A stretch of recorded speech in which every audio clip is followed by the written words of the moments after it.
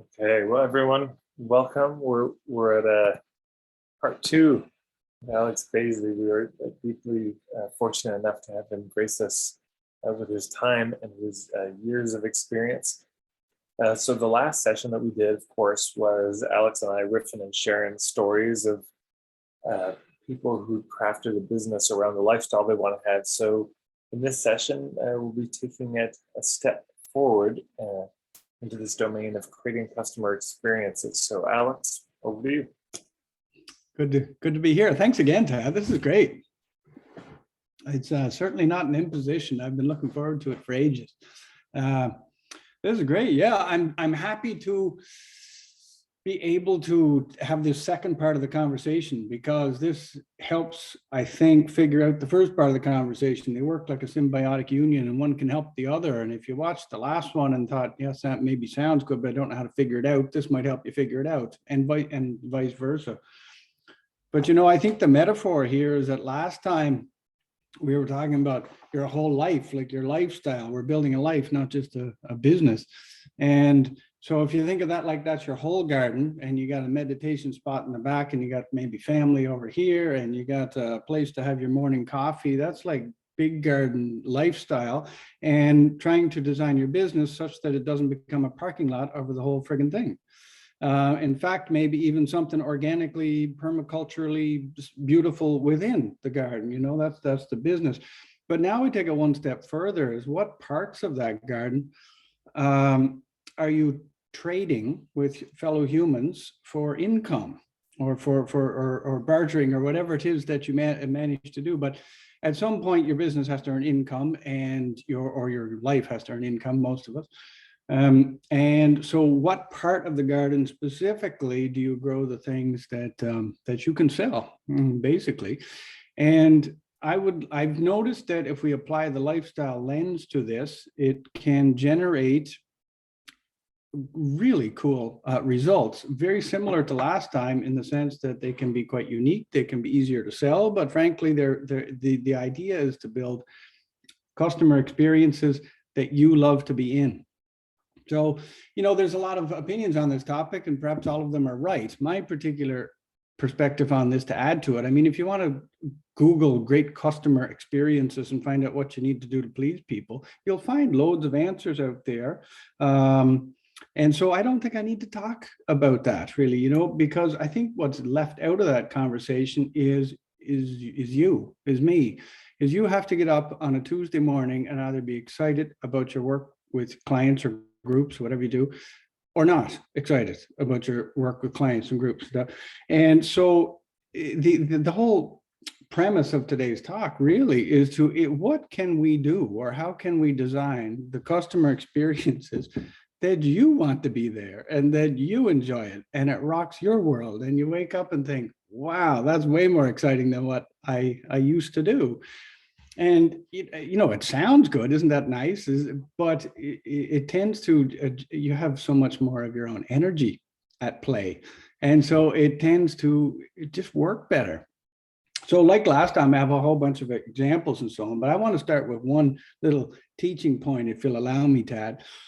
And that is that, near as I can tell, there are 4 usual ways to get money. We're talking about the part of your garden where money comes from.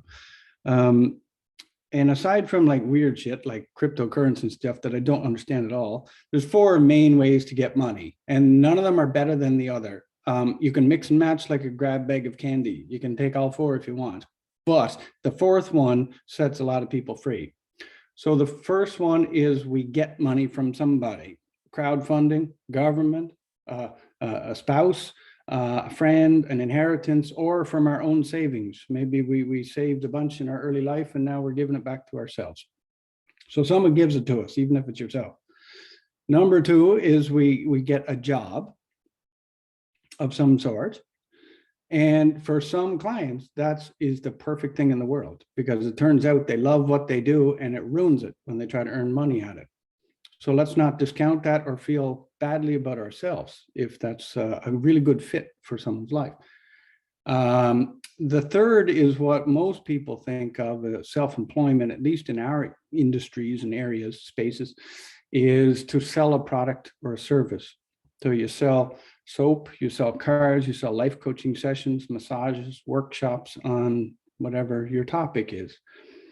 And the fourth way, which does overlap, but it generates very different answers typically, is the fourth way to earn money is to design experiences for people. Now, I mean, we're surrounded by them. We just didn't necessarily think of it under that label. Like you go to your usual a theme park or some kind of a donkey sanctuary where I don't know if the children are allowed to ride the donkeys, or maybe that's a faux pas. But anyway, like you design experiences for people, for families, whatever. It's all around us. But when we get into the coaching, therapy, consultant world, we can sometimes forget about that whole way of earning money for people. Let me jump right to an example. So a client, so I have a bunch of clients here, all of them recent this time, like within the last year, like you mentioned last time.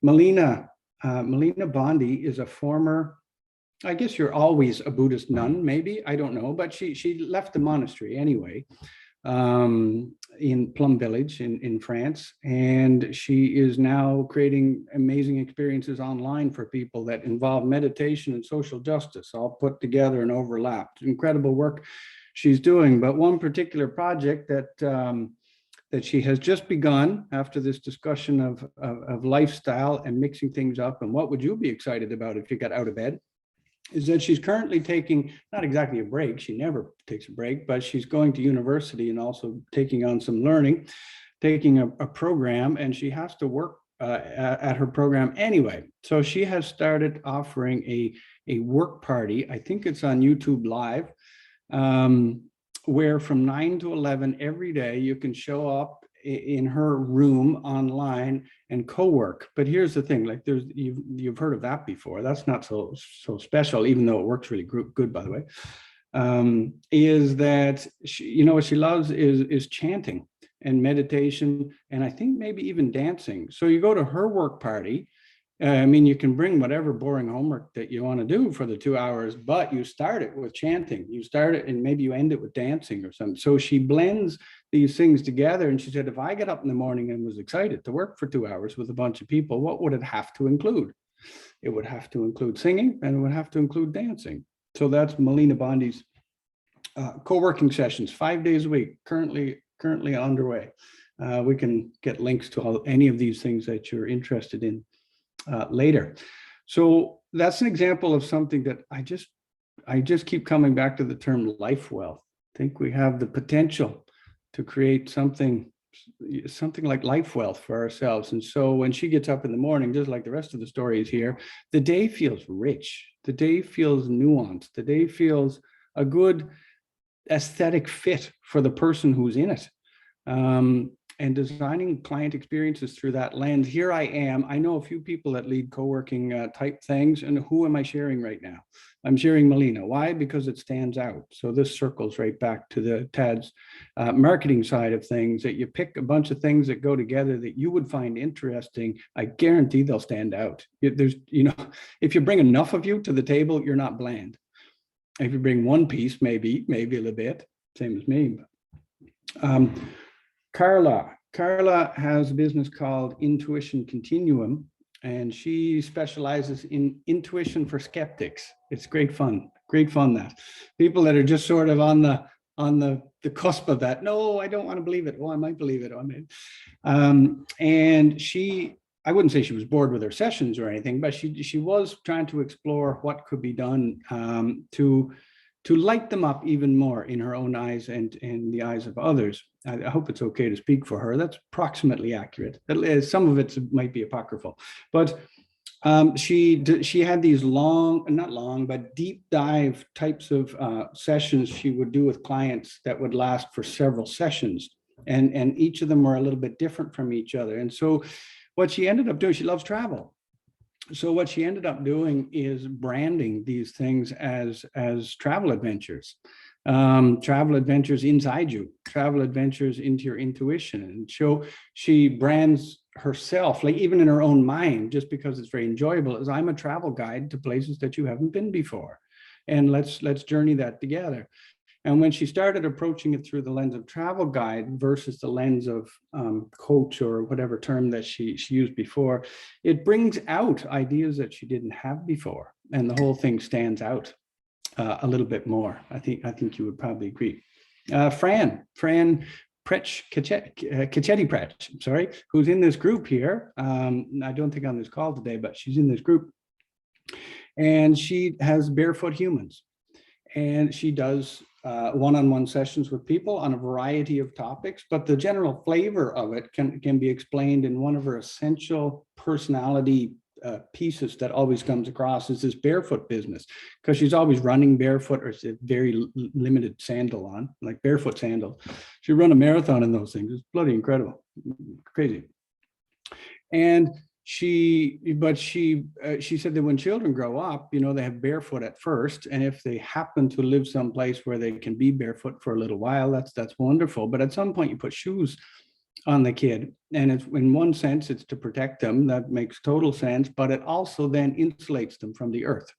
And so at that point forward, the barefoot for her is a metaphor, both real, and she actually has her clients get barefoot, I think, once in a while. But it's a metaphor for how have we insulated ourselves from the earth, from each other, from our true emotions, from our authenticity, and for her in particular, from ancestors and roots and heritage and so on. So the styling of the sessions is barefoot, both metaphoric and otherwise. And I think very cool as well, very, very relevant to today's conversation is amongst other types of sessions, she does walking sessions in where she lives in the UK. I don't know if they're barefoot or not, probably they are. I can't imagine she would do otherwise, with teenage girls. Having one-on-one sessions with teenage girls and their issues. And I know that relationship with their body is a major piece of it. So can you imagine walking with your therapist barefoot through the park, having these conversations? Like it's great. It's really great. Am I doing okay so far? Any questions? Okay. Nicole, an artist. So I've talked about a lot of coaches. I tried to get some different examples here from other clients. I've got a couple here. Nicole, who's an artist. I did mention her last time in the last thing, but this is a different story about her. And she was troubled, like many of us, with the idea of selling. Like, it's fine to design wonderful things, but then, selling them. Yes, of course, I told her about you, Ted. But that emotional, so if she was getting up in the morning to create art, she feels excited. If she's getting up in the morning, I got to sell my art to pay my bills, or otherwise this isn't going to work, she's not excited. So can we change that by talking about lifestyle? And in that conversation, somehow it came out that recently, the week before, she had received someone's artwork in the mail. It came shipped in a box. She had bought it, whatever it was. And she described the whole process of opening it. The box itself was gorgeous. She just loved it, the thought and care that went into this box. And then she opened it up, and there was a handwritten note in it, and everything in the box was just so. And when she's describing all this to me, I can see her lighting up, like she's lighting. She's so excited. We were talking about selling, and she was me, and then she's talking about the box, and she's so excited. And so then I basically suggested, what if we just get rid of that whole term, selling altogether, because clearly it's not doing you any good. And instead, what if you design experiences like you opening that box for other people? And so it's kind of the same thing on the surface to an outside observer, but it's very different emotionally inside her. So now when she gets up thinking about selling her art, she doesn't have that instant boo feeling. It's, oh my God, I get to create a box like that for my customers. And she gets very excited about this customer experience, which is the theme of today's conversation. So in her particular case, customer experience, helped her get over the difficult emotions of selling. Another one, Jill Cantor of Hygge Canada, Hygge Canada, who you've met, Tad, at one point. I believe you had a session. Hygge is for those who don't know, I'm probably going to hack it, but it's basically the Danish art or philosophy of happiness or coziness or contentment, might be actually a better word for it. And so she's very intrigued by this topic, loved it. and at one point was contemplating some coach training and then leading coaching sessions in this art to help people hygge their lives, which I highly recommend. I worked with her for a long time, and she really infected me with the ideas of hygge. I think content is a better thing to aim for than happy as a result of working with her. I learn more from my clients than they learn from me sometimes, I fear. So Jill, but she was thinking about the coaching, but it was never a fit. So this is an example of stepping back even from the format of coaching. Designing customer experiences, all we're caring about here. It doesn't have to be look like a coaching session or whatever it is your modality is.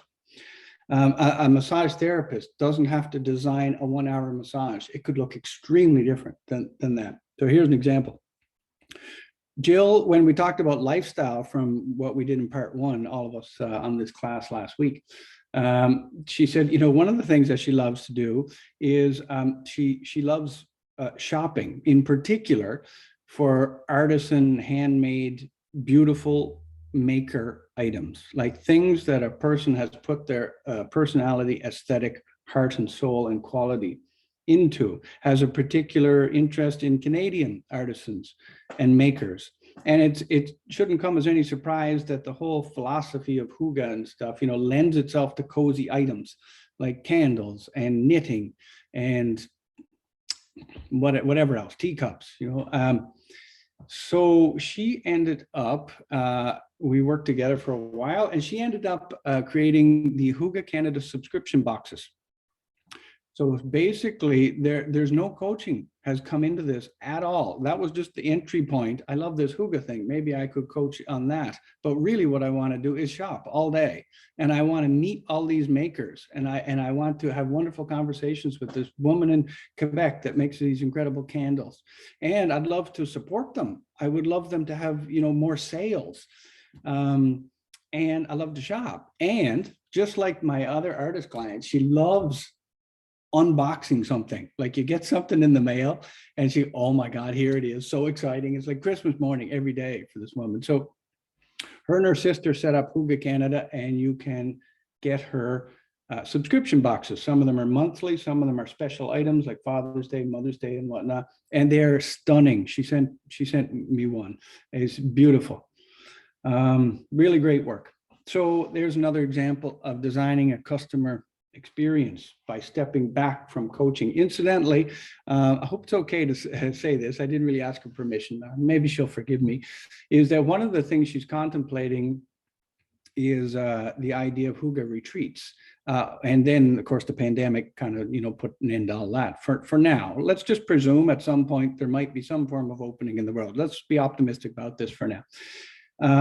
So when it comes to hygge retreats, what could be in them? And this kind of leads to, like, I'd like to workshop a little bit of this with you guys today. So if you were on a week with somebody and you woke up before it and you were excited about it, what would have to be in that week? And so those were easy questions for her to answer. They might involve any or some of outdoorness, like just being outdoors, horseback riding, fire, like a fireplace, one of those hearth cozy kind of business things, and good food, and all women, and good conversation, and I don't know what all else. But you can see that all of the things that she would be excited about naturally lend themselves to, well, why doesn't she design her retreats around what she would want to be on?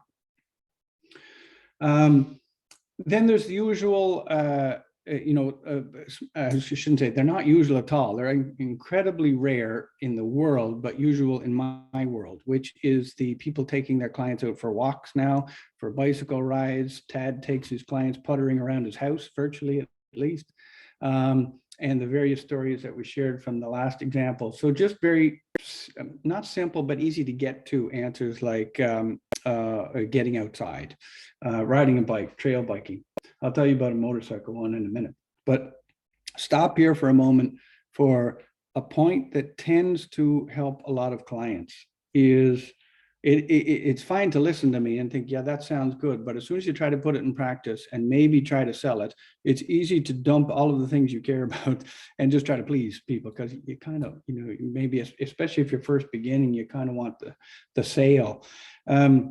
But just hear me out here. Most of us who are coaches of some variety, it also probably applies to some extent to some of the artists and whatnot. Most of us who are coaches need to please approximately 20 to 100 people from the entire planet to make our income for a whole year. Now, even if you like, I don't know, there's 300 and some, I think, in this membership site. So that's also, but even if you took the 100 and bumped it to 300, that's a minuscule, tiny change when you think of the population of the entire planet, right? And so I think the biggest number of people from an income standpoint, I'm not talking about an audience standpoint. You might need a bigger email list and all of that. You might, I don't know. But to actually earn your income. So let's just say you take a coach with a fairly normal looking practice, but successful. And let's say their clients come to them every week in this particular example for easy math. And the person does 10 sessions a week and charges enough money that, you know, that pays all the bills. Well, then that means they need to please 20 people from the entire planet. And so if we have to please a small number of people, let's say anywhere from 20 to 1,000, if you got a membership site or something, then I don't think it makes a whole lot of sense to try to go bland. I think if you just design something that you really, really, really want to be in yourself, and then go find people who want the things that you really, really, really want as well. And that's it. You're like that. That's the whole class. See ya. There was a woman who is a Reiki master and did this whole lifestyle, you know, stuff with me. And the darn trouble was that she didn't really admit it to other people necessarily, but she didn't like her business. She didn't enjoy it. She didn't wake up excited in the morning, and the business wasn't doing all that well either, probably as a result. And so we talked about this lifestyle thing, and she was getting kind of frustrated with me, mainly because she just couldn't come up with an answer. And finally she said, Alex, I gotta be honest with you. And I said, that'd be good. And she said, I don't like people very much. And I said, oh. And she said, and then I didn't know what to say then, but thankfully she saved me. She said, but I really love horses and I really love dogs. I love animals. And I basically said, what the fuck are you doing Reiki for people for then? Like, how about doing Reiki for dogs and horses? And so she pivoted pretty much instantly. She instantly went for horses and dogs, and she was much more successful and much more happy with it. So there was another case of it's obvious in hindsight, but it wasn't obvious getting to it. I'm not happy with my business, or my business is not working. I've tried everything. What's the matter? Then sometimes picking up the lifestyle lens and looking through it can help. Shall I keep going? I don't have it on gallery view, so I can't see the people who are sleeping. Just small clues that I always notice when I'm talking with people. Only periodically a client, or I should say a client of each other, more a colleague, but Allegra Stein, whom some of you know. When I have meetings with her online, not even sessions, but meetings with her online, she's had me in Tad in as well to interview for a few things. And oh, hey, thanks, I'm getting your comments. She's shuffling cards. Like often when she's talking, she'll put them down for a bit. It's certainly not distracting, but if you sort of look down on the Zoom screen, you'll notice she's shuffling cards. They're oracle cards or tarot cards or something. And I don't know if I asked her about it or if she just sort of mentioned it at the end of the meeting. She said, you want to pick a card? And I thought, fuck yeah, that sounds fun. Okay, I'll pick a card. And so whatever it was, however we picked it, I can't remember, but out comes the card and she reads it. And she's the, you know, she comes across as the least woo-woo person that you could meet. You know, she's a very practical, pragmatic person with big dreams and great at big dreams. But she this card reading, and she read it and it was great. It like totally summed up our meeting. And I think I asked her, I don't think it was my idea. I think she was already doing it. And it was that she brings these into her sessions, her business coaching or whatever she does with clients, and she's shuffling away, you know, and maybe it's like Tad puttering, maybe it's just something to do with the hands. But every once in a while, you're kind of stuck on something. She says, you want to pick a card? Yeah, okay. Out comes the card. So designing customer experiences is what we're about. So what would you, are there some things that you might like to bring to a session? So I was another client or workshop participant a few months back, and she had left the corporate world. She had worked for Google, somewhere up in the executive, and she was now a career coach. And she wasn't very happy with it. She found it quite boring, and she found the clients, the personality of clients that she was attracting were not good fits for her. She found them boring. So presumably, I shouldn't say that, but I'm not even sure how much they enjoyed her work, if it wasn't such a good fit, but I can't speak to that. But so, what about your lifestyle? What do you like in a day? What do you wake up excited about? If you were to wake up excited, what would it be about? I love aromatherapy, she said. I just love it. And then she goes on to describe it. And she said, aromatherapy, if you take this oil, or if you have this oil, I beg your pardon, in the environment or something, your mind expands. You're really good at divergent thinking, I think is the term she used. And then if you want to think something differently, like you've got a book to write and you have to break it down into outline, and you want to think logically and sequentially, you get this other oil, and that helps your brain think this way. And then she described a few other examples, not thinking there was any relevance. I just happened to ask her about a topic she was so passionate about, couldn't get her stopped, just like me here today. And so she was, and so the question became obvious though after that is there any, you're telling me how useful these oils are to one's mind. Could they be pressed into service for the person who's trying to figure out their career? I'm thinking I could put myself in the shoes of a client, thinking, in fact, I'm writing a book. And so I wrote her 2 months after that saying, what were those oils again? So she ended up shifting her branding. She let go of her old branding or that's what her plan was anyway. I didn't hear the results of this in the end, and was going to blend aromatherapy and career coaching. Few reasons. One is, well, here I am talking about it. So that proves it has good word of mouth.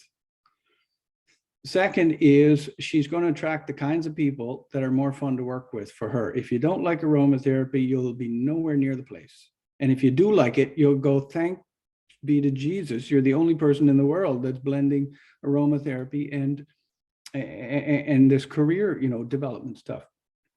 And thirdly, she's way more excited getting out of bed. She was excited just thinking about it, So there's another example. This fellow, I got lots of examples, and then I got a work for you, okay?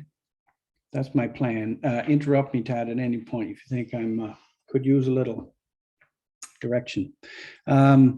The man who, this is not a recent client, but a man who, one of the things he said is, I don't want to be on Skype at the time, much during the day. One of the things that you want to do is, I'd rather be on my motorcycle, zooming around the foothills of Colorado here, and maybe stopping at the pub for lunch. So you tell that to a guy like Alex. He came up with, at least for a time, the moto clarity experiences. And so motorcycle enthusiasts who also had an interest in life coaching type topics, interested in life development, let's say self-development. It was for that kind of person. And how it worked is you would meet somewhere near Fort Collins, Colorado, motorcycle and everything. And he would give everybody a question, maybe a slip of paper or something, to consider this question while we're on our first leg of the journey. And so they're seeing the beautiful scenery, they're having a wonderful time, and they're pondering this question. And then at some point they stop for a break maybe, or for coffee or something like that. And then everyone has a little chat about the question. What did they learn from it? What are their reflections on it? Okay. Hi, Charlie. That's your point. I lost my train of thought. So they would discuss the question, and that was sort of the group life coachy sort of element to it. And then they would go to the next leg with another question, and they would finish up where? At the pub. They'd finish up at the pub and have lunch at the pub and discuss their questions. So like bloody cool, eh? Like the guy gets to get up and ride his motorcycle around the foothills of Colorado and interact with people, that the kinds of people with the kinds of topics that he would like to interact with anyways. So if we go back to what I said in the beginning, was we got this garden. This whole garden is your lifestyle. It includes all your personal stuff, your personal space, family, friends, whatever. But one piece of it is the piece where you grow stuff for usefulness to other people. And you trade that for income. And so why not apply the same lifestyle lens to that bit as well? So in his case, I'm going to apply my motorcycle to it. To someone else, you shared some good examples in the last session. That two more, and then okay. So yes, one that's not a coach. Again, I don't know if she went forward with this, but it was a great idea, and it was she sells soup mixes. Get this. So, I mean, I'm not talking about a therapist, a coach, a consultant, or anything. I'm talking about an organic food enthusiast. And so it was, you've probably seen them, I'm sure, like mason jars that are beautifully layered with lentils and whatever other dried vegetables and stuff. And you buy this whole jar and basically you pour it in a pot of water, instant soup, but you're really healthy stuff. And she said, she was at my workshop. She said, how do I design an experience around a bottle of lentils? And I said, I don't know. Let's think about it. So we went for a walk, and she came up, what else do you like? What would you be doing if you were excited getting up? She loves deep conversations around meals with good friends, or at least like-minded people. She likes that whole eating together, drinking your tea or your wine or whatever it is, and having a meal together and having a really good, juicy, deep conversation. So when she told me that, it led to the idea of, what if you, instead of selling a product or service, which was number 3, design experiences for people, which is number 4. In this particular case, the other problem was it was hard to get people to pay what she thought the soup was worth. Okay, because you're basically kind of selling a commodity, even though it's an artisan commodity, it's still a bottle of soup. So she her plan, at least, was she was going to write out some incredible conversation starter questions that, like, when someone asked that around the, Tad's good at this, asked that around the table, like the conversation just blooms from it. It's just awesome questions. And so she was designing a set of cards that would go on the top of the soup lid, and you're buying an experience for your friends. So she had quite giant jars that would like feed soup for 4 or 5 or more people or something. And so it was going to come packaged with the experience. So if Tad, you and me and whoever I can see here, Jenny, Philip, Tim, we're getting together for a big say and a meal, then we might get one of these jars of soup, and I'd say, look, this is this woman's soup, and here's the question where to start with, right? So how cool. So design an experience even around soup. So lots more, but I want to put you to work a little bit here. I'd like to give you an insight into how I'm working with a brand new client. We've only had one session. I won't say her name for privacy purposes, but I can tell you some things, and you can see where my mind goes, what I'm thinking about. And I think this example is kind of neat because she doesn't even know, she has no idea what her business is going to be. She's not even thinking coaching or therapy. She doesn't even, not even that far. She just knows she wants out of the corporate world. And so, example of how you could throw the lifestyle lens at this question. So what we do know, she's in Athens, Greece. And when we had our first session, she was stuck in Athens traffic, having her session with me. She was on the phone, and I could see it. It's kind of beautiful, of course, for a man from Canada to see Athens, but she's stuck in traffic, and it's not pleasant. And she goes on to describe how the corporate life, the busy city life, and a very high responsibility job in the government, and never wanted it in the first place.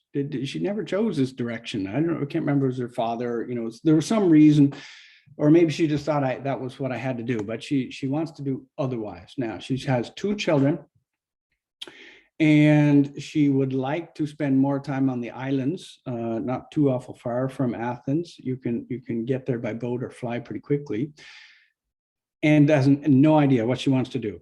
But the job is killing her. She wants out, and then she throws a bunch of items on the table. Amongst them, maybe I could be a chef. Maybe I could be this, and that, and the other thing.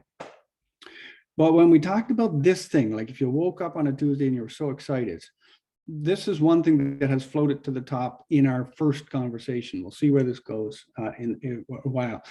But she said she loves hosting dinner parties, and she loves planning them. She loves cooking for them, and she loves bringing a cultural element to it. We haven't even got a chance to actually flesh out what that is. I don't know if she means different sort of ethnicity nights or if it's all Greek culture. I don't know yet.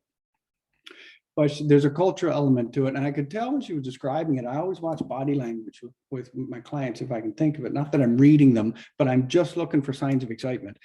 And when she was talking about that, she was different. And I thought, a person who's speaking like that, I would buy something from, and so I glom on there. And so we're trying to now figure out what her daily lifestyle could be like, where she is, and she has to remain close to Athens because of the father who doesn't live with them. And so there's not even complications, there are just ingredients to this decision. So how can we create something such that she can live on the islands with her kids the maximum amount of time, but they can get back to the father in Athens when needed, and et cetera, et cetera. And so piecing all these things together. And so now the next question is going to be, well, that all sounds great. So how do we make a living out of that? And I'm sure we'll find a way. So we haven't started with a business and then figured out the lifestyle. We're figuring out the lifestyle and then figure out the business. Okay, so more examples, but I would like to, holy shit, I even have a whole other page here. What time are we at? I'm going to put you to work. So here's the deal. In order to figure out lifestyle, like I'm telling you lots of stories, but if you're anything like me, you might leave the workshop going, yes, but where do I start? Like, where do I get a toehold in all of that? And the toehold is always, typically, I should say, with me and my clients, is pick a length of time and fill it. So a length of time is like a canvas. Here's what it looks like. I'm going to give you a week, but let me tell you what it looks like. Or a weekend. What did I say? I don't know. But if you had an hour with one person or several, and you woke up in the morning through something work related, you were getting paid for it. You woke up in the morning and you were excited about that hour. What would have to be true about that hour? So I'm actually wondering, could we stop, Tad? I'll stop talking briefly, just to give you a chance to have a go at that. Holy shit, Tim. That's something.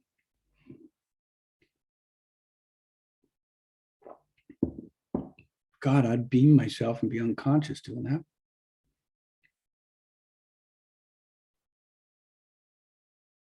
So how would you fill an hour? Anything. Horseback riding, tantra, outside, inside. If you're excited about it, what would it look like? Throw a bunch of ingredients down and put them in the chat, sorry, if you would, just so we can see them. I mean, that'll give me a chance to read these other comments.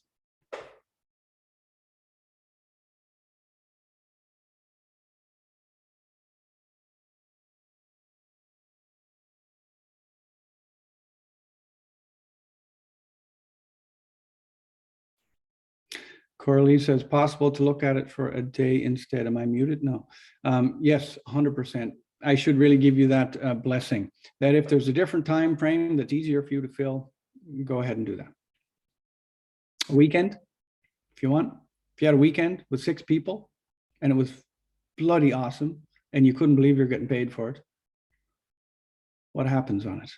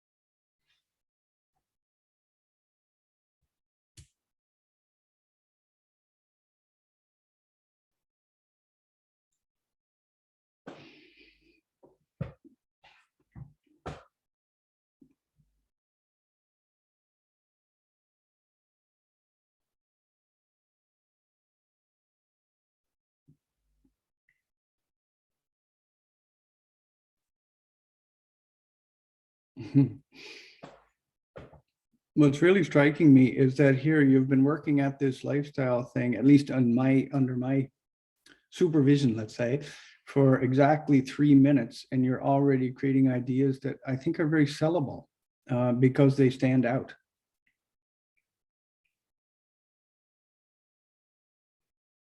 Good work, everyone. Good work.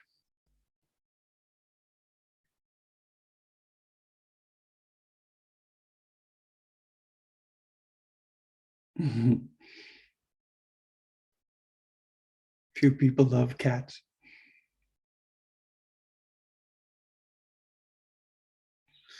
Mark says weekend for people in nature chilling and talking.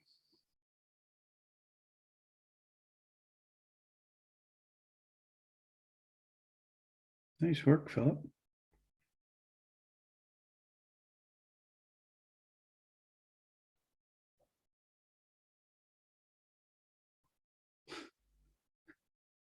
There's a side conversation going on about cats here. The cat people are out of control. I'm a cat person too. I'm just teasing you.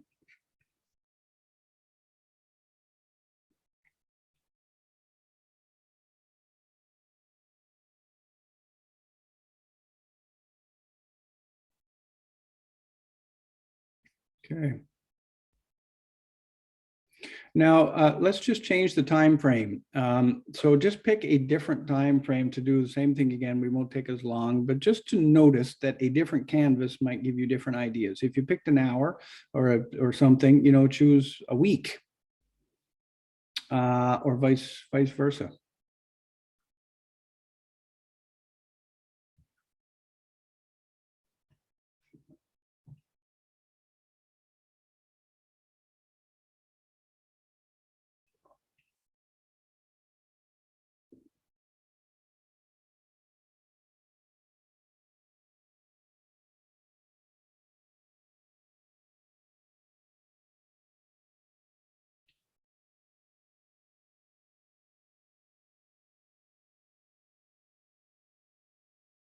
Moving and dancing in the forest. It's perfect.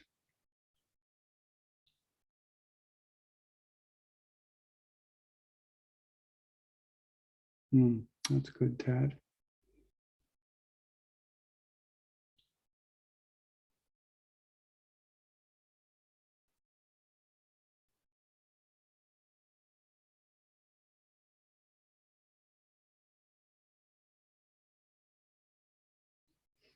Tad suggests if we workshop one person, and honestly, all of these are, you know, fantastic ideas. So I'm, you know, I have to pick one. So if you don't mind, I might just pick the last one there, or the second last one. Hang on, Claire Wild, 1 week. Sorry, more coming in. The 1 week sailing trip, every day going on shore for moving, free dancing in nature with authentic game at the start. I want to know about that. At the start of every session to land in the same mindset. I don't know, Claire, would you, we're putting you on the spot here, but would you be willing to chat more about this? Mm-hmm. Yes. What do you want to know? That's a damn good question. I want to know, are you doing that now? No. Well, is this anything like what you're doing now? Yes and no. So I started, but I stopped that and I want to do it again. Meetups, starting with very short, authentic games in the beginning. Yes. To, well, exactly as I write, to land everyone in the same mindset and not have the usual, you know, who are you, what do you do? What's your name? I see. Right. You've really blown apart that whole introduction phase of the thing. Yeah. Well, yes, and not only that, but it's then it puts people in a very kind, compassionate, open, authentic space, which rarely happens when you just put people in the place and just like, hey, let's speak together, and it really sets another atmosphere. Wow, I bet it does. Otherwise, they could be like a bunch of cats in a bag, eh? Um, again, do the work that you've been doing with people, where does it typically take place? Well, pandemic aside, was it in person or? It has been in person, but now it's online. No, it's online. And if you have the choice, will you go back to in person, or you like a bit of both, or what's good? I would like both, because I like traveling a lot. So I like to be free to not be where my clients are. Yeah. But I also love the interaction face to face. So I need that sometimes as well. So it would be like something like 60% online, 40% in person, something like that. Geez, you've got it figured out. That's perfect. I'm wondering, do you have one-on-one clients now or groups typically? Now it's more one-on-one, but I'm planning on groups. The same. I love both, so I want to do one-on-one and groups. But for now, I'm redoing all my workshops. Right. And do you find the way you're doing it now is such a great fit? You don't want to change anything, or you think do some tinkering? No. I'm not sure what, but I'm definitely changing the way I'm doing things, bringing more movement. Actually, I was a shiatsu practitioner and movement facilitator for a long time. Oh, okay. And then I moved to coaching online. And since then, I was trying to find a way to bridge movement, even when I'm working online. And I'm finding it now. But I need to refine this more. Like, wow, that's great. More embodiment, even online, especially online, maybe. Gee, you're speaking my language. Life happens not just from the neck up. In fact, most of it happens from the neck down, I think. Oh, I'm with you. Listen, this would obviously warrant an hour's conversation to dig into this, so I may jump forward too quickly. But I'm just wondering if this exactly what you wrote could be created now, but conceptually. If you took your clients even online on a 1 week, what you call a sailing trip, where you visit every time you meet with this client on Zoom, it is branded as a particular island. And on that island, X is going to take place, or whether it's a client or group, same thing. But basically that what you just wrote, create, if you wanted to, you could start tomorrow by branding everything you do with that. Yeah. And so then, like, even if you're meeting, it looks the same to an outside observer, maybe they see you on Zoom and them on Zoom, but it could be very different in your heart when you wake up in the morning saying, I'm fucking going on a sailing trip. Like it would be. I lived on a sailing boat for 4 years. So when I write sailing trip, it's really something that's really dear to me. Yeah, you have credibility there. So yeah. And actually, when you were talking about designing experiences, one of my, like I was thinking before this call even to frame things in the lens of traveling, which I love, and or sailing. It's a really easy metaphor to grasp. Yes, it sure is.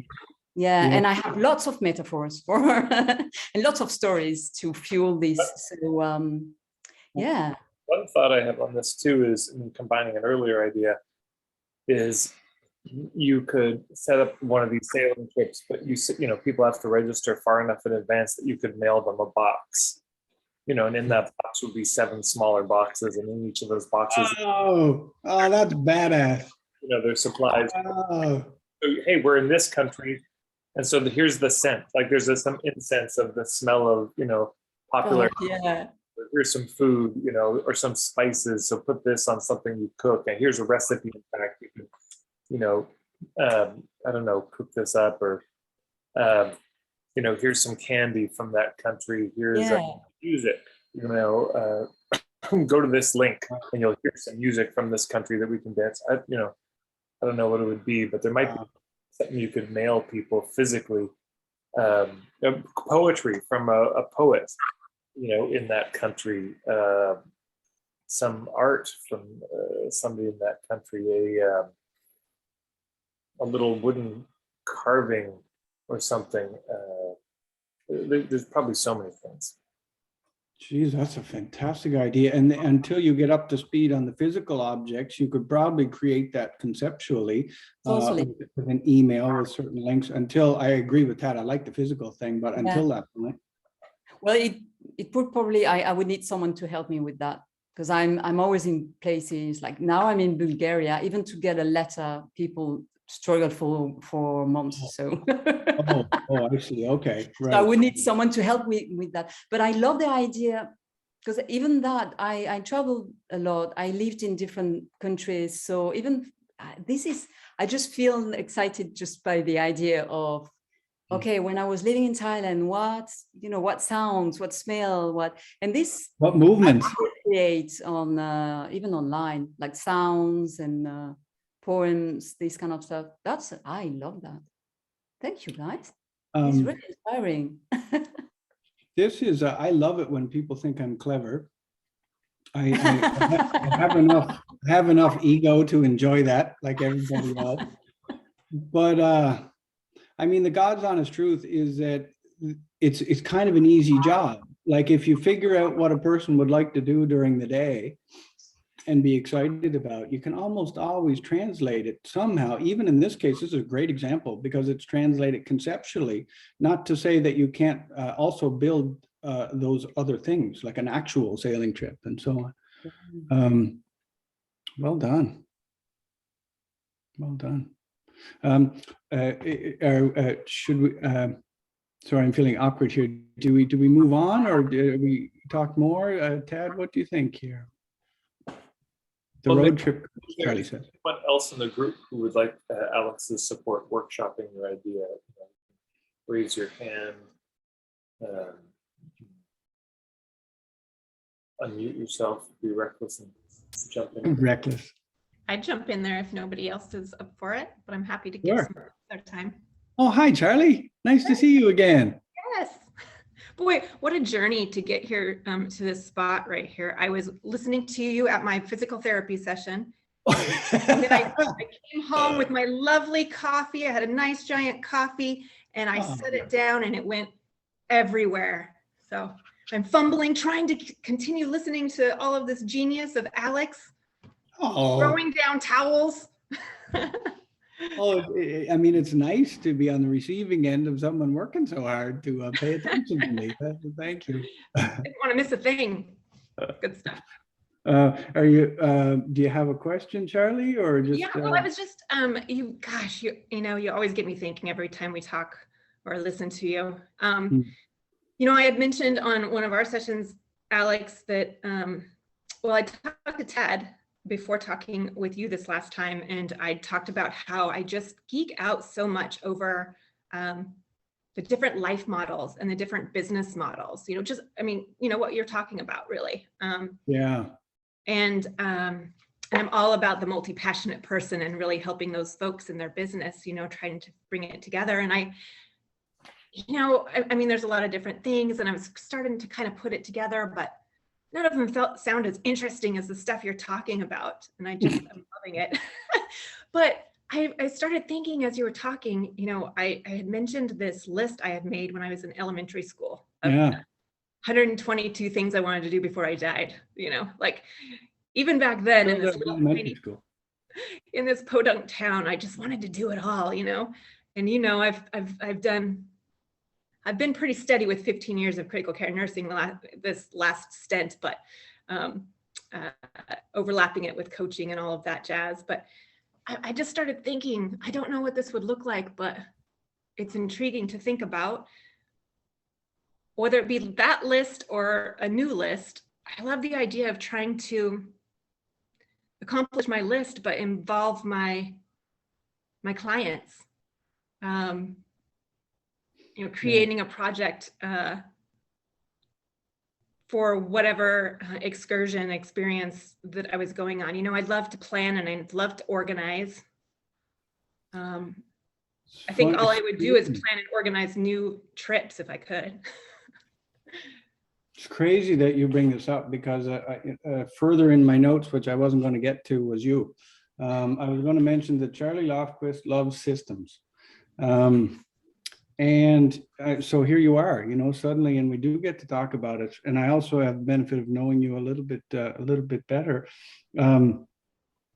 And I love that. If you put the 122 things, which actually, just sounds really cool all by itself, 122 things together with systems and life models and business models, I'm thinking that a lot of people who could be inspired to develop such a list and pursue such a list, which in my experience with the Big Dream program, almost always people tend to need structure for that sort of thing. They write a list, but they don't do anything about it, whatever. You guys, everyone on the call might be the exceptions, of course, but and so you developing, but I would go further than that, is you have ninja skills that I don't have. You have like these systems, organization, planning things, and I can't plan my way out of a paper bag, but you can.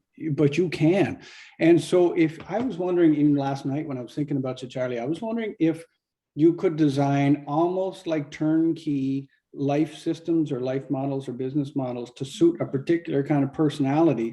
So that Alex comes in, Alex generates his 122 list of things, but how is an Alex going to get it done? Because I'm different than you, Charlie, and I'm different than Tad, and I have different strengths. So if it's just a cookie cutter, okay, everybody get one dream done this week. If it's just cookie cutter, a third of the people are going to fall through the cracks.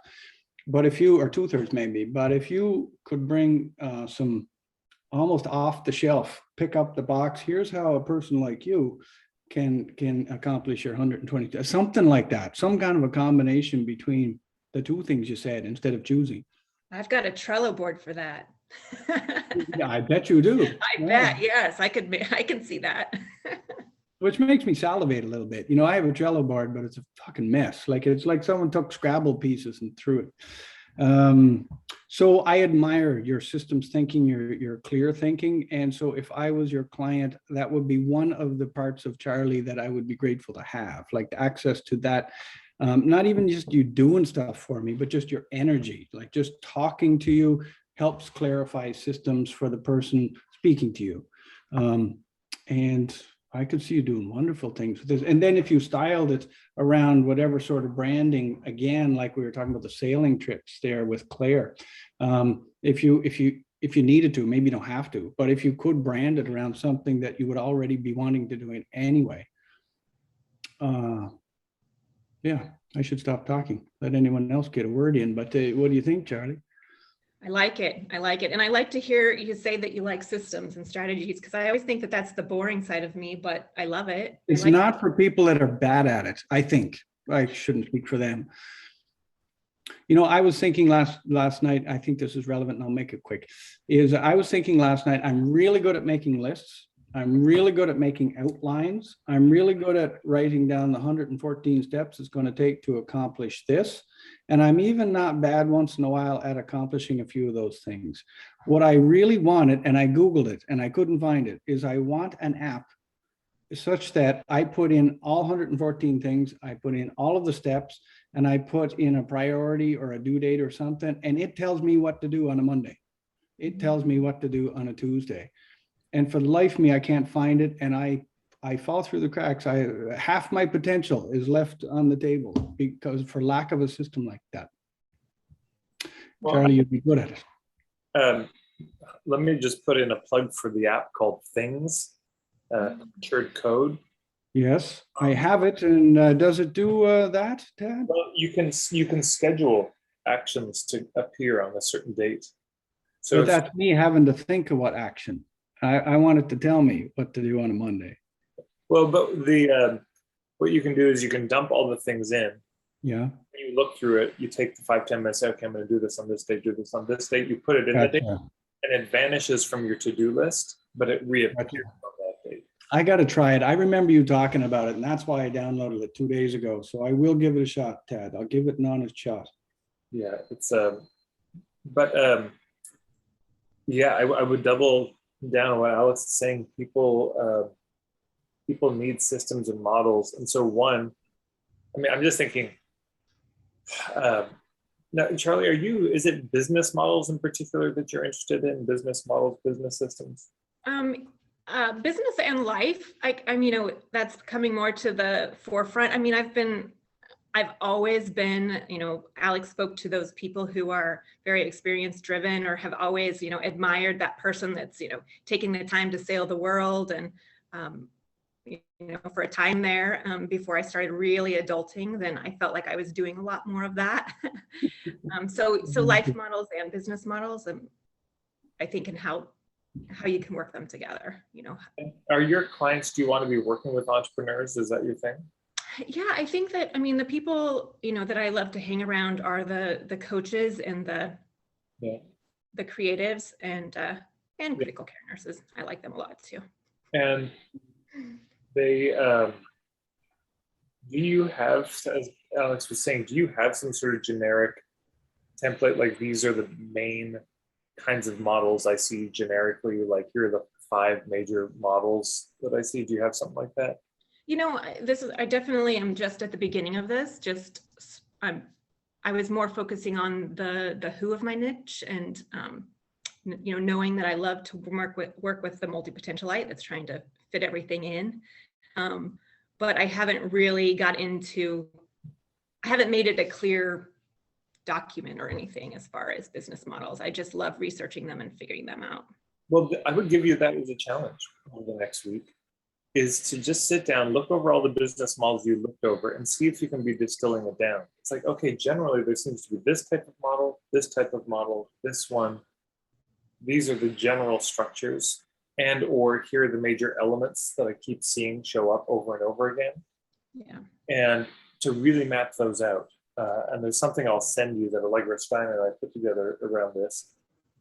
But once you have those elements or those models, I'll just say that for a lot of people, particularly entrepreneurs, I suppose there could be a lifestyle version of this for people who aren't entrepreneurs, but focusing on business owners. Part of the challenge is people don't know what they don't know. You know, this is the thing that's so mind-blowing about talking with somebody like Alex, is all these stories come out and there's this, wow, I've never thought about, oh, you could do that. I didn't even know that was a thing. What? People do that? People would pay for this. So collecting some of these models, we said, you know, one business model is this. Oh, I'd never considered.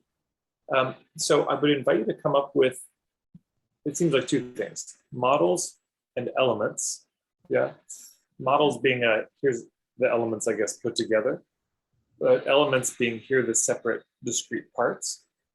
And consider doing a presentation about that. Just where you share that with others. You know, here's the top 5 models and the top 20 elements or something like this. Yeah. I'm on it. Yeah, I love it. Yeah, and then a person will come to your site, find themselves and pick one. All right. I'll be talking with you more about it. That's wonderful. I really like that a lot. I'm going to lean on you guys just a little bit because I know we're at time, but would it be okay if I quickly tried to share one other thing that I think will be helpful to you if you're working this later? If anyone has to go, I completely understand. Is that okay, Tad, or you need to go yourself? Can't hear you. You're welcome if you'd like. Say that again. Okay. This plays into figuring out your lifestyle bits in an interesting way. I found, I so wanted to share it. So this is from personal experience with clients. I'm finding that this is models, but not what you're talking about, Charlie, is that there's 4 kinds of ways of thinking, personality ways of thinking that I find influence the lifestyle decisions they make in terms of what they offer in the world. It'll make more sense when I get into it. The explorer model, which is those that go out and explore all kinds of things and then curate what they've learned and bring back to an audience. I call this the Jacques Cousteau model sometimes. So Jacques Cousteau goes out and does all kinds of adventures and learns all kinds of things. And maybe if the guy needed to earn a living, which I guess suppose he did, you know, he curates them and packages them and brings them back to the rest of us in the form of television shows or something. So there's the explorer model, and I know some of you on this call, and you're very much explorers. Incidentally, you'll be a little bit of all of these four things, but you might notice yourself predominantly that. Tad, if I could speak to you, like I often see you certainly have piles and piles of your own insights, that there's no doubt about it, but the way you are constantly giving credit to people, which is admirable, by the way, it's so nice to be on the receiving end of that, I must say, is you go out and you explore, like you dedicate your days to exploring this topic, and then you bring back what you have found that you think is of relevant to hippies. And help us discern and throw out stuff that isn't. So you're out there exploring, you're curating, and you're bringing stuff back, and then you're adding your own spice to the mix. Was that all fair to say? Yeah. Then there's the, and again, everyone will have some of all of these things, but there's the singer model. And this would be like if Jacques, the singer, singing on stage.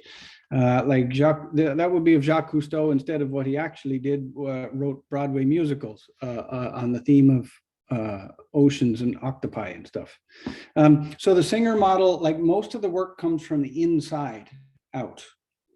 Certainly they have references, anyway, influences from the outside world, but the basic model is the singer model. And Fran, is it okay to say, I hope so, Fran is in this group, that I've often thought of Fran as the singer model, because if you go to Barefoot Humans, her Facebook page, she gets more likes, traction, shares on that Facebook page than you could possibly imagine for the size of the audience. She doesn't have a big number of likes. She has a huge number of interactions. It completely doesn't make any sense with the Facebook algorithm. And most of us think, what's the point of even having a Facebook page? Holy smokes. But it's singer model. She shares right from the inside of herself to the outside, her thoughts on any given, on any given day, on any given topic. And so it's like a performance, if you will, but it's a self-expression. So again, she explores and does the other things as well, but I think she's just an amazing example of the singer model. And the singer model it's different in terms of how you set that up as a business. Then there's two more, the fixer teacher model, which is what a lot of people think coaches should be. The fixer is, I can help you do your taxes. I can help you figure out your life. I can help fix some problem in your life. Or very closely related to it, I'm a teacher of it. So that would be if Jacques Cousteau didn't go out diving, but instead he was an environmental consultant and helped companies figure out their environmental footprint or whatever. Or Jacques Cousteau taught in a high school and taught kids and hoped he could have an effect on them in terms of environmental stuff. So if you were designing sessions, I'll get to the fourth one in a moment, but if you were designing sessions and you're a fixer, then you go into the session and you try to fix things. But if you don't like to fix stuff, it might be because you're an adventurer, or I beg your pardon, explorer or a singer. And what you offer can look quite different. Then the last one is the designer model. And that would be if Jacques Cousteau designs outside the class environmental programs for kids. They're designer models. I think Charlie here, I don't know if you would predominantly be a designer model, but at least our conversation just now was about models. And Charlie, I've known, this has really stood out to me, that you love systems, you love designing systems. So if Alex had some problem in his life, you could somehow work out a system that would, get me from A to B. So a great designer. So those models, just think about them. We have no time to workshop them, of course, but you could just think about them and see if you see yourself in one of those, and then it might influence what you decide to share. Like, it's a good thing Jacques Cousteau probably didn't teach in high school. It's probably a good thing he did the explorer model, or he wouldn't have made such an impact on people. And so we have that choice too. If I'm doing sessions fixing things, but I'm actually an explorer, maybe I need to adjust how I share what I do with the world. So thank you for listening to me, because I really wanted to share that in case there's something useful. Alex, I would just say that would be a great assessment if you could create, answer these questions. And yeah, and we'll tell you which ones you primarily are, I think that'd be a really powerful thing. And then based on that, Here are examples of, how to set up your offerings. Yeah. I think that would be a really powerful thing. I mean, you could charge for that. It could be free. It could be something you only offer to clients. It could be but I think, find out people are often curious about their type. Yeah, and then it could be here 2 or 3 examples, and if you'd like more, and then I could even see you could have a program that you design for each of them. The Explorer program, the Singer program, the Fixer Teacher program, the Designer program. Hey, I get the hot seat. This is fun. Nice. But yeah, I could see, that they figure out which one they are, and then you have a tailored program with a bunch of DIY stuff in it for each of them, where you just walk them through and tons more examples, and you say, right, so you're a singer. So here are the questions I'd be asking somebody who's a singer that would help them go inside and pull this stuff out. And here are resources, that could be of use to you. Right. If you're a designer, then what is this? What is it you want to design? And so that could be DIY. I think could be fairly simple. I mean, literally that could just be 4 different pages on or it could be a PDF, or just a page on your website that go to. There's a video, and it could be a live workshop. I do that. One of the things, just a tip for everyone, you can create these visualizations, and basically what you do is you just read out everything with no pauses in between. And then you just decide how much in the niching, there's the living room meditation, there's the business funeral meditation I do. I just read it out, and I told the person, here's the times to put in between them. You had music in the background. So Alex, I can see you creating something like that. Like, I'm going to do a virtual thing. By the way, I literally just recorded it on my iPhone. That's it. And then I sent him the audio, and it worked great. But so I can see you doing something like that. It's like, hey, if you'd like to a free guided experience, walking you through the steps like this, it'll happen in real time. Get pen and paper ready, and go make sure you're sitting in an environment that really lifts you up. So maybe it's a favorite cafe, or maybe it's that nook in your house, or a place in nature, and then they walk through. And then I could see, after that, saying, look, and if this was useful for you and you'd like to go deeper, here's some of the other things, that could be useful in terms of longer term coaching and the whole lifestyle piece and other things. That'd be good. That'd be very satisfying as well, because this is one of the topics that lights me up, because it causes so much suffering not to have it. It causes people wearing, if their business were like clothes, they're wearing clothes that don't fit them. And it sucks living like that. Alex, can you repeat that? You broke up on my end. Oh, did I? Yeah, I was saying if just tell me if I break up again, but I was saying this topic causes a lot of suffering. So everything you're saying would be very satisfying to do. There's a lot, if business were like clothes, there's a lot of people wearing clothes that don't fit them. And it sucks living like that. Thank you. Thank you for repeating. Yeah. Amen. And this is something I would just say to translate to everybody else. You may have something like that in your own business with your own clients, certain types of clients, personality types, different needs, and you can be designing things for different, so for example, for me, some people come to me and the trouble is marketing feels terrible. So with those people, I'm not going to talk about niching right away. For some people, niching is the struggle, and I'm not going to talk about hub marketing or how to make marketing feel good. For some people, it's well, how do I get found? So there's lots of different situations people could be in. I suppose this is a bit of a little circle thing. But yeah, if they're different personality types, helping people figure out who they are, it's like, oh, yeah, you're not broken, right? You're just this type of person. So yeah, right. Whatever it is, you do your thing this way. So that could be in business, but you're this kind of relationship person. Yeah, you shouldn't be married, you fool. You're this kind of personality. What are you doing?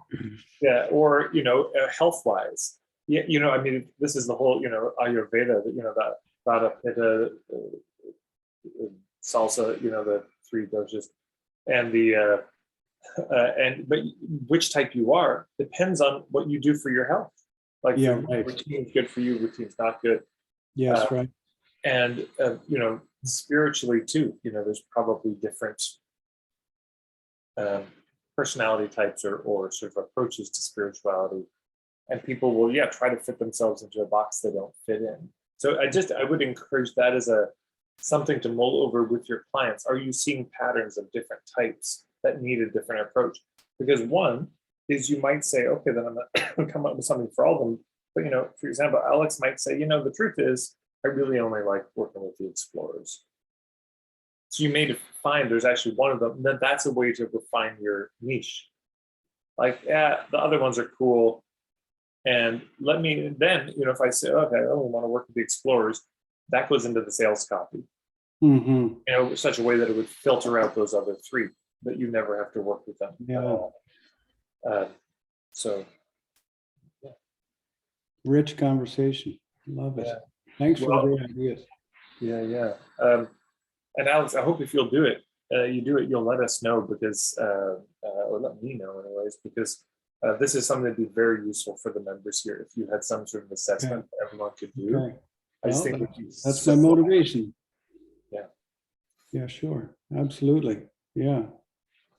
Okay. Well, everyone, let's wrap it up. I've got to start the hub marketing call in 40 minutes. Thank you for coming. Okay. And I have been reading the comments. Thanks, everybody. This is wonderful.